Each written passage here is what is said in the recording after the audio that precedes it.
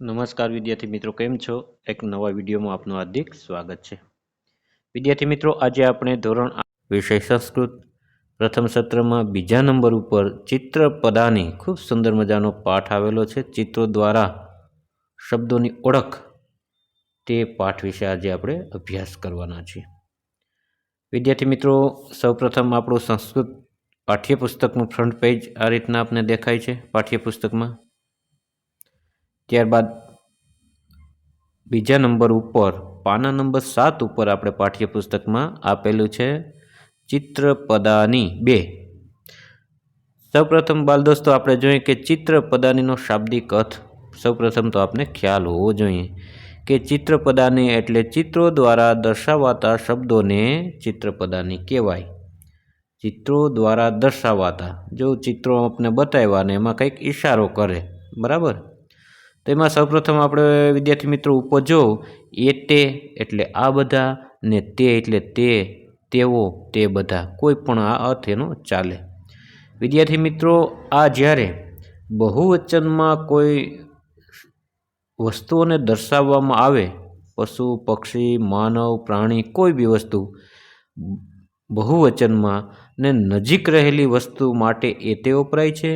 જ્યારે થોડી દૂર રહેલી વસ્તુ અને બહુવચનમાં કોઈ વાક્ય હોય, કોઈ શબ્દ હોય, બહુવચન હોય, ત્યારે એને શું વપરાય છે? તે એટલે તે, તેઓ કે તે બધા. તો બરાબર વિદ્યાર્થી મિત્રો, આપને ખ્યાલ હોવો જોઈએ. તો એમાં જો નીચે લખેલ છે એ તે ગજા, આ હાથીઓ છે, કેમ કે બહુવચન છે, 2 કે 2 કરતાં વધારે છે, 3 આપને દેખાય છે. ત્યારે જમણી બાજુ જો કે તે ગજા, તે એટલે જો થોડા દૂર છે એનાથી, એટલે આંગળી ચીંધીને ઈશારો કરે છે. પેલા હાથીઓ છે, પેલા લખો તો પણ ચાલે, તેઓ લખો તો પણ ચાલે, કે તે બધા પણ ચાલે. તો અહીં આપણે શું કર્યું? પેલા હાથીઓ છે. જો વિદ્યાર્થી મિત્રો પેલામાં જો કે હાથીઓની નજીક છોકરી ઊભેલી છે ને ઈશારો કરે છે. જ્યારે થોડા દૂર વસ્તુ હોય, બહુવચનમાં હોય ને એને દર્શાવવા માટે તેનો ઉપયોગ થાય છે. જ્યારે વસ્તુ નજીકમાં હોય ને બહુવચનમાં એને દર્શાવવા માટે એ તેનો ઉપયોગ થાય છે. તો આ બરાબર આપને ખ્યાલ હોવો જોઈએ. ત્યારબાદ જો વિદ્યાર્થી મિત્રો એ તે શશકાહ, શશકાહ, આ સસલો છે, તે શશકાહ, પેલા સસલા છે, તેઓ સસલા છે, કે બધા, પણ આપણે અહીં સુવિધા માટે પેલા સસલા છે એવું લખ્યું છે. ત્યારબાદ જો એ તે હંસા, એ તે હંસાહ, આ હંસો છે, તે હંસા, પેલા હંસો છે. ત્યારબાદ જો કે એતા એટલે આ બધી, એનો મતલબ શું થાય છે? આ એતા એટલે આ બધી સ્ત્રીલિંગ, ને તા એટલે તેઓ કે પેલી. આમાં પણ એ જ વસ્તુ છે કે બહુવચનમાં કોઈ પણને દર્શાવવા માટે, બરાબર, નજીક રહેલી વસ્તુ માટે એતા વપરાય, ને જ્યારે દૂર રહેલી વસ્તુ બહુવચનમાં હોય ને એને દર્શાવવા માટે તાનો ઉપયોગ થાય છે. તો જો અહીં કે ઘેટા છે એની બિલકુલ બાજુમાં ઊભીને નિર્દેશ કરે છે, એટલે એતાહા મેષા, આ ઘેટાઓ છે.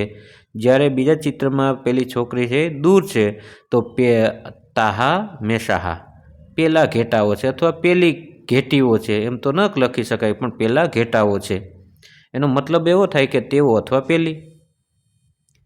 ત્યારબાદ તાહા બાલિકા, આ બાલિકાઓ છે, એ તાહ મહિલા, પેલી મહિલાઓ છે. ત્યારબાદ એ તાહા ચટકા, આ ચકલીઓ છે, તાહા ચટકા, પેલી ચકલીઓ છે. ત્યારબાદ ઉપર વિદ્યાર્થી મિત્રો જો એતાની એટલે આ બધા, અને તાની એટલે તે બધા. આ ને તે નજીકમાં રહેલી વસ્તુ, એમાં પણ એમ છે બહુવચનમાં કોઈ નજીકમાં રહેલી વસ્તુને દર્શાવવા માટે એતાનીનો ઉપયોગ થાય છે. જ્યારે દૂર રહેલી વસ્તુ બહુવચનમાં હોય એને દર્શાવવા માટે તાનીનો ઉપયોગ થાય છે. તો એતાની પુસ્તકાની, આ પુસ્તકો છે, તાની પુસ્તકાની, પેલા પુસ્તકો છે. ત્યારબાદ એતાની ચિત્રાણી, આ ચિત્રો છે, તાની ચિત્રાણી, પેલા ચિત્રો છે. વિદ્યાર્થી મિત્રો, આપણે નોટમાં જે પાઠ્યપુસ્તક છે એમાં આપણે લખવા માટે પણ તમે વિડીયોને સ્ટોપ કરીને લખી શકો છો. વિદ્યાર્થી મિત્રો નોટ્સમાં પણ લખી શકો છો. ત્યારબાદ વિદ્યાર્થી મિત્રો આગળ જોઈએ એ તાની પાત્રાણી, આ વાસણો છે, તાની પાત્રાણી, પેલા વાસણો છે, કેમ કે દૂરથી નિર્દેશ કરે છે બાળક. ત્યારબાદ વયમ એટલે અમે અથવા આપણે, ને યુયમ એટલે તમે બધા, આ પણ બહુવચનમાં ઉપયોગમાં, કે વ્યક્તિ જ્યારે પોતાના વિશે વાત કરતો હોય ત્યારે અમે અથવા આપણે કહેવાય ને યુયમ એટલે તમે બધા. બીજા બાબતમાં બહુવચનનું વાક્ય હોય તો એમાં તમે બધા થાય એટલે યુયમ.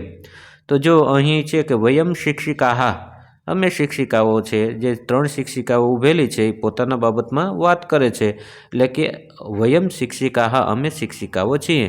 જ્યારે યુયમ સૈનિક આંગળીથી નિર્દેશ કરે છે, 2 કે 2 કરતાં વધારે છે, તમે બધા સૈનિકો છો. ત્યારબાદ જો આ બાજુ કે વયમ બાલકાહા, અમે છોકરીઓ છીએ, બાળકો છીએ. અને સામે જો યુયમ બાલકાહા, તમે બધા છોકરાઓ છે. ત્યારબાદ વયમ મહિલાહા, અમે મહિલાઓ છીએ. યુયમ બાલિકા, તમે બાલિકાઓ છો.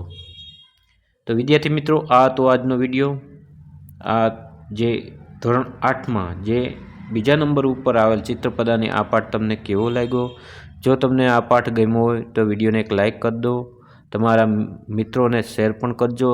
અને હા મિત્રો, હજી પણ તમે મારી યુટ્યુબ ચેનલને સબસ્ક્રાઈબ ન કરી હોય તો પ્લીઝ એકવાર સબસ્ક્રાઈબ જરૂર કરી દેજો, જેથી કરીને હું તમારા માટે આવા નવા વિડીયો બનાવતો રહું. તો બાય બાય મિત્રો, મળીએ આગળના વિડીયોમાં. નમસ્કાર.